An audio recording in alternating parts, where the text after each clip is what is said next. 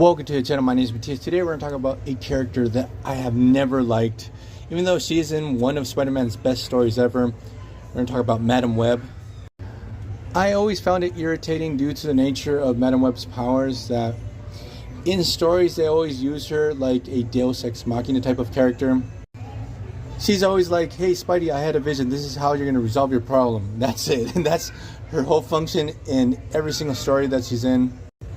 Now this is the first Madam Web, Cassandra Webb. Because after this, the second Spider-Woman will become the new Madam Web in the 2000s because the original one had died. Now all of her stats are below normal because she's basically attached to this gigantic life support system that for some reason is spider themed. But her whole thing is that she has mental powers, that she can see into the future. She also has telepathic powers too. I do have to say that as a precog, she does much better work than Destiny. Now her first appearance was in Amazing Spider-Man issue 210. Now Spider-Man thought that Madam Web was this charlatan because she had like this 1-800 number that people can call because she would sell off her precog services.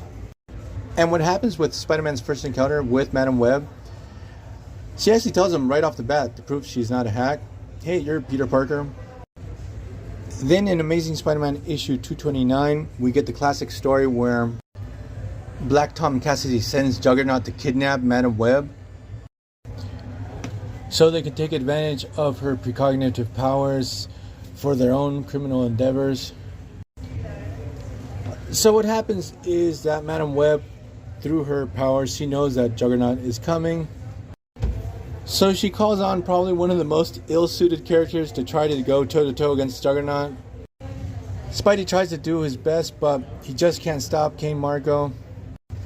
The thing is that when the Juggernaut finally arrives to Madam Web's apartment, he doesn't realize that her whole setup is her life support system. So when he realizes that he almost killed her when he tried to remove her from her seat, he's like, oh crap, and he just decides to leave. And then for the next two issues, we're going to have Spider-Man trying to stop Juggernaut, even though he wasn't able to stop him from almost killing Madam Web. In Amazing Spider-Man issue 230, due to the trauma of everything that went down with the Juggernaut, Madam Web forgets Spider-Man's secret identity. I don't know why, because she still has her powers, but whatever. And I know that she has more appearances, but I guess the guy that did the spec sheet decided not to put them in.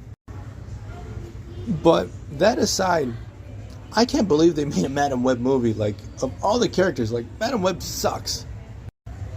So I'm gonna leave this video here. I hope you guys liked it. See you guys next time. Bye.